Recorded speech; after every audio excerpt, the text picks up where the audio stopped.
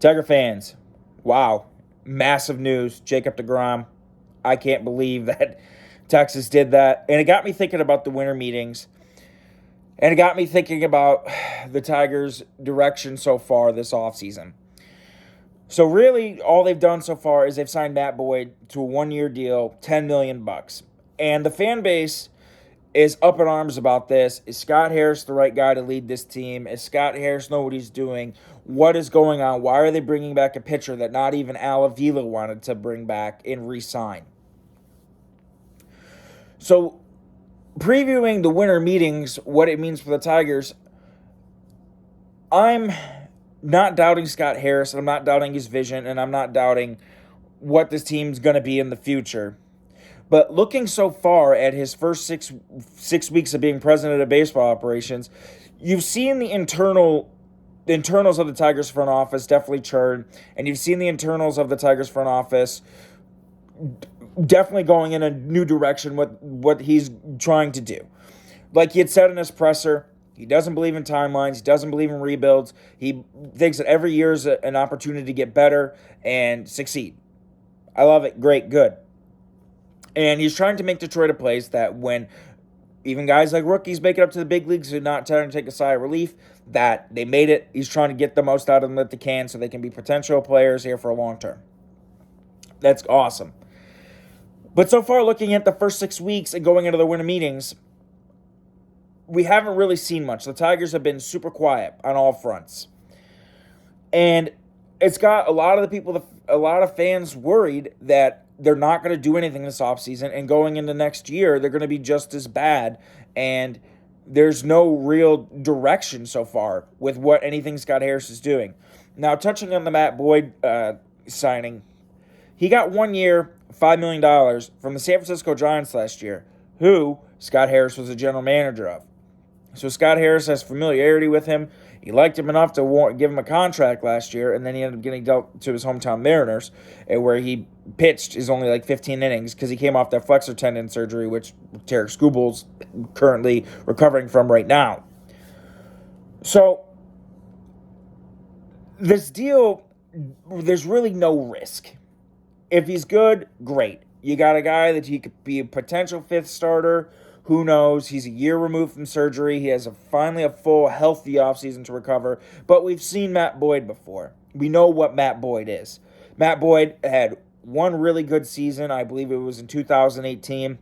Al Avila, of course, dropped the bag, didn't trade him when he actually had value. I can remember the Yankees were an interested team in him, and he didn't do it. And then Matt Boyd became what we know of him. Ineffective, walks too many people, hurt. And that was essentially Matt Boyd's calling card. Ineffective, walks too many people, hurt. And this deal, I don't think Matt Boyd even makes it through the entire season before he's released. He's going to come into spring, probably be healthy, make a few starts, have a tweak in his back or something. He misses the start of the season, comes back, makes a few starts, ineffective, gets demoted to the bullpen, comes back, and gets released. And I don't know how you can expect anything more from Matt Boyd, a guy that's got almost 5 career ERA. But to lose your mind about it and to question everything that's going on so far with a 1 year, $10 million deal, if he sucks, you cut him. If he's good and with performance bonuses and everything else built in the contract, fantastic. You got an arm for $10 million, which Jacob DeGrom getting $37.5 million from the Texas Rangers a year, $10 million now is a drop in the bucket. Even for someone as crappy as Matt Boyd is. I mean, Mike Clevenger got $12 million. So I see it as basically a no-risk signing with a guy who's getting an opportunity that Scott Harris saw something in him, or he wouldn't have signed him with San Francisco last year before they traded him. Now he's bringing him back because he obviously knows something that his front office and everything else saw in San Francisco that they saw that they liked, and when he was coming back to even warrant him, giving him a year, he's coming back to an organization he's familiar with. But for people to freak out about a 1 year, $10 million deal, Doesn't make sense to me. If he sucks, you cut him. If you get something out of him, great. I don't even think he makes it through the entire season, and he's going to be gone because we know this book. We've read this book. We've seen Matt Boyd. I think he's made 140 career starts with the Tigers. He's not that good of a pitcher. He can't get lineups out more than 2 times. He never really has been a hard thrower, even from the left side. Decent curveball, okay changeup. His thing is basically he's got to have fastball command, and he doesn't. Simple as that. And, it is what it is. Now, going into the winter meetings, I'm not questioning what Harris has done so far. It's only been 5 weeks. It's been 6 weeks. But if the Tigers go into this winter meetings and don't do anything, then I'm going to be a little bit like, what the fuck is going on here? Because Harris, when he did his press conference, again, he reiterated he doesn't believe in timelines, doesn't believe in rebuilds. Every year is an opportunity to get better. I love it. But that also gives him an opportunity to warm around and do things at a different pace. Because when he came in and talked about how he wants to get this team in a different direction, how he wants to make this place a place for players to come, to be able to get developed to the next level and everything else, okay, that's great. But it's got to start somewhere. And right now, signing Matt Boyd to a 1-year, $10 million deal, using a great Al Avila quote, that doesn't move the franchise needle. Today, the Mariners traded Jesse Winker and Abraham Toro to the Brewers for Kolten Wong. That's an outstanding move. Now, did I expect the Tigers to go out and get Kolten Wong? No. Do I give a shit that the Tigers didn't get Kolten Wong? No. I don't give 2 shits about that. My point is they went out and they made a trade to try to get better. They made a trade for an area of weakness. And right now, the whole Tigers roster is an area of weakness. And there's already been trades where Teoscar Hernandez goes to Seattle. And Jerry DePoto's a guy who likes to trade a lot. I get that. But they went out and got Teoscar Hernandez. And now they got Kolten Wong. They're already going in the step in the right direction. Okay, right now you're trying to replace a team that their offensive ineptitude was one of the worst since pre-World War I. It's not going to go, it shouldn't be that fucking hard to go out. If you have brought all these other people in already, and to set your front office, even though you're going to get a GM, but you brought all these people in to help you set your front office. You've already seen all the turnaround. We've already seen everything else. And you and AJ Hinch have been talking so much. Okay, you're replacing guys that were 30% worse than the league average. It shouldn't be that fucking hard. Where you could go out and get someone who's still a below average player, and it's an upgrade above what you had. Okay, so now we're sitting but mere hours away from the beginning of winter meetings. People are this upcoming weekend are going to be traveling to San Diego. And the Tigers have done nothing.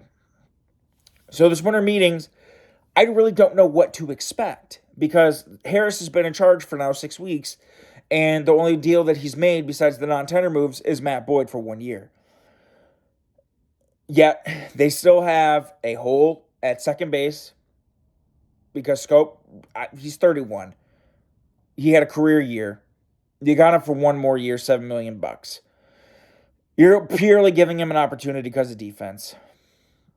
I love Spencer Torkelson, but you can't guarantee that he's going to be up all year. If he struggles again, you can't let him struggle till July and kick him down after 3 months. You got to get some kind of a bat there. You got to let the kid work out the kinks in AAA if it comes to that point. So I hope it doesn't come to that point. But first base is still a position of question. And you guys know how much I love Spencer Torkelson, but you can't let him struggle till July before you decide he needs a 6-week break. You don't have a third baseman right now. You're pigeonholed into a shortstop. You're hoping that ball's out, and he opts out, so you get out of the money. And then your outfield, for anyone that's not named Riley Green, is in question. Austin Meadows is coming off the most freak-ass injury season ever. You hope you get 140 games out of him. But you still need other players. You didn't re-sign Harold Castro. You let Willie Castro go. You need to re-sign other. You have holes everywhere. If the Tigers were a ship, they would have sunk in 2-foot water by now. There's fucking holes everywhere. So coming into this winter meetings, they need to start doing something to push the accelerator pedal down and start showing the fan base that they're doing something. Now, be realistic here, guys. Please. I'm so tired of reading comments that Justin Verlander's coming here. They're getting Carlos Correa.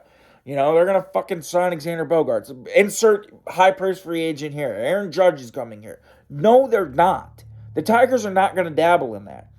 And if showing that Matt Boyd, 1 year, $10 million, is not proof enough that they're not going to dabble in that end of the free agency pool, even though Scott Harris did say in his press conference they were going to explore all pools of the market.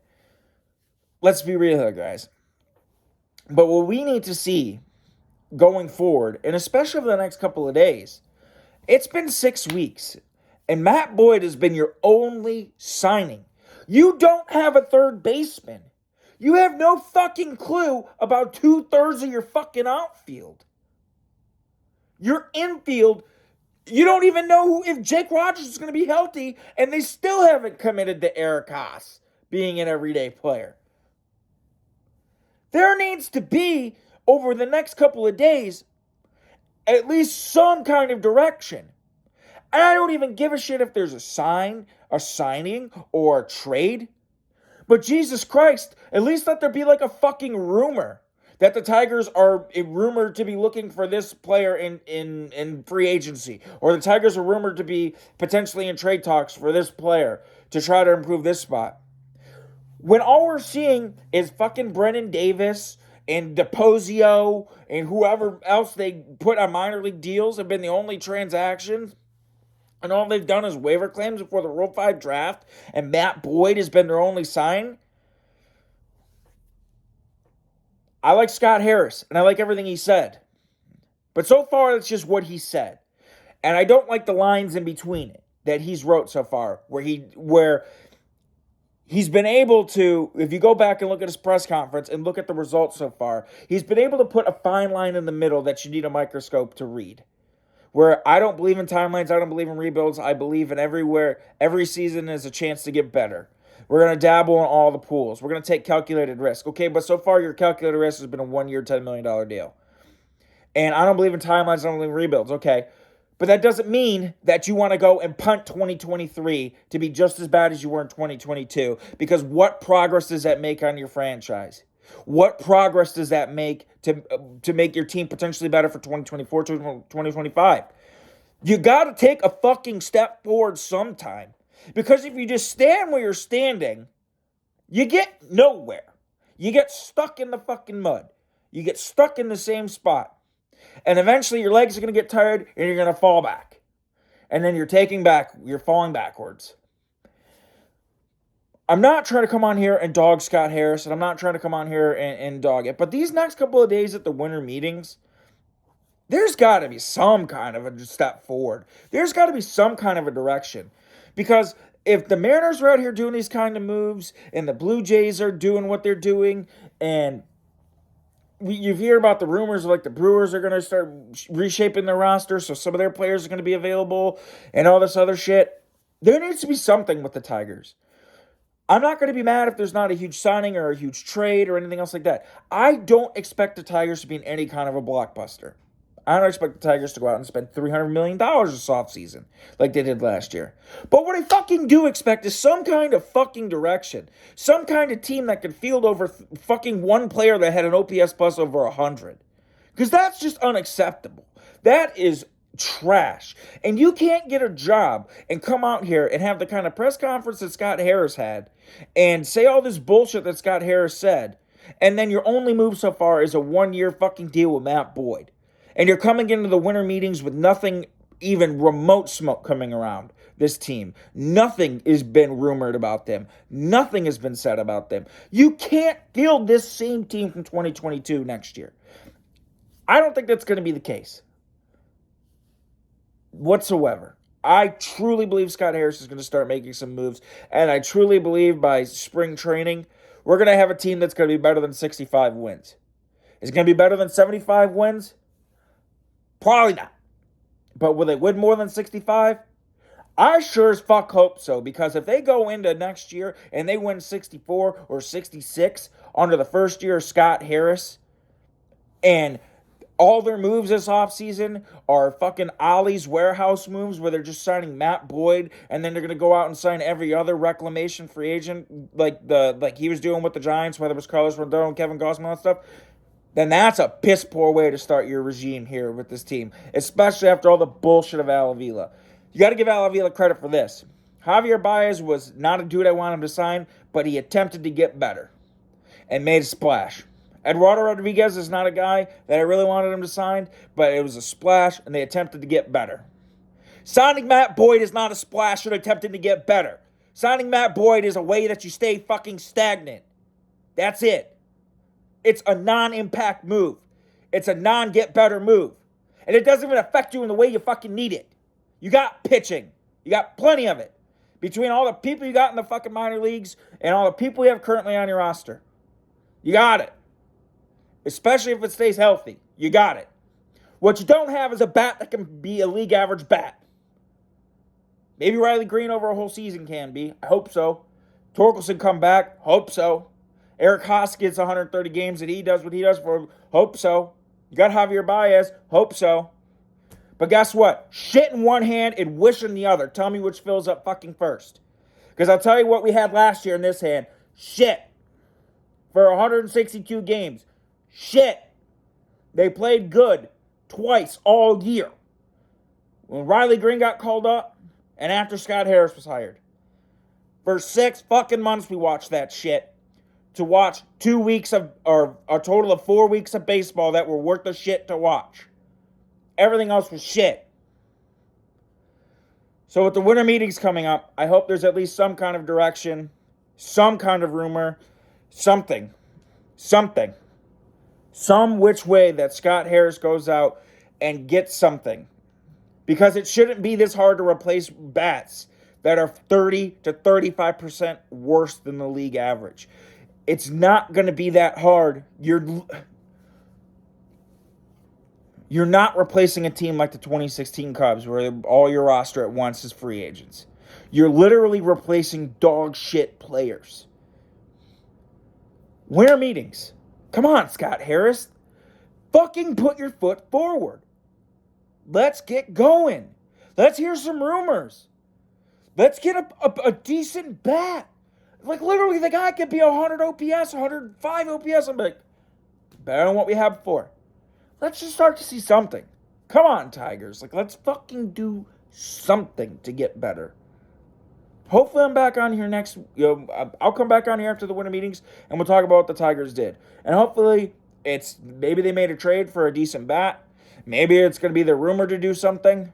Maybe they had a free agent sign to someone that's okay. I don't know. But what I do know is there's fucking holes everywhere like a block of Swiss cheese. And there ain't no one there to play so far. And for Matt Boyd to be your only real signing, like, what the fuck? Come on, guys. So, don't take this video as the wrong way, guys. I'm not trying to question Scott Harris, and I'm not trying to say he's not going to be good. But what I'm saying is you got to take a step forward somewhere. And it's already December, and he's been in charge for 6 weeks, and there's been one signing. There's got to be an initial first step. And teams are already taking that. The Rangers, DeGrom, even though they're trying to just spend their way through their problems, but I'm not going to talk about that. But the Mariners are trying to do. The Tigers got to do something, guys. They can't be like they were last year. That was just unacceptable. So, winter meetings. Nothing definitive, but we already know their position needs pretty much everything. Like, pick a spot. They need it. Let's hope that they start doing something over these next couple of days now that Harris is going to be with all the other GMs. And let's hope they do something to make the offense better. Because right now, yeah, not the greatest first 6 weeks. Have a good one, guys. Go Tigers.